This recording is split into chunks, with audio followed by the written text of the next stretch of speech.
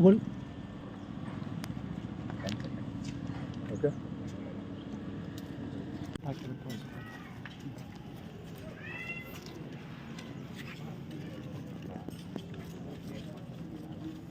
ಆಯಿತಾ ಸರ್, ಈ ಸರ್ತಿ ಚುನಾವಣೆಯಲ್ಲಿ ನಾವು ಕಳೆದ ಬಾರಿ ಕಾಂಗ್ರೆಸ್ದವ್ರ ಜೊತೆ ಸ್ಪರ್ಧಿಸಿದ್ರಿ, ಈ ಸರ್ತಿ ಬಿ ಜೆ ಪಿಯವ್ರ ಜೊತೆ ಸೇರಿಕೊಂಡು ಈ ಚುನಾವಣೆಯಲ್ಲಿ ತಾವು ಎಷ್ಟು ಅಂತರದಿಂದ ಗೆಲ್ತೀರಾ ಮತ್ತು ಯಾವ ವಿಷಯಗಳು ಇಲ್ಲಿ ಮುಗಿದಿದೆ? ಈಗ ಎಲ್ಲ ವಿಚಾರಗಳನ್ನು ಚೆನ್ನಾಗಿದೆ. ಇವತ್ತು JDS ಮತ್ತು BJP ಎಲ್ಲ ಒಟ್ಟಿಗೆ ಸೇರಿ, ಮುಖಂಡರುಗಳೆಲ್ಲ ಒಟ್ಟಿಗೆ ಸೇರಿ ನಾವು ಗೆಲ್ಲಿಸಲೇಬೇಕು ಅಂತೇಳಿ ಎಲ್ಲ ಒಗ್ಗಟ್ಟಾಗಿ ವರ್ಕ್ ಮಾಡ್ತಾರೆ. 1 ಲಕ್ಷಕ್ಕೂ ಗೆಲ್ತೀವಿ.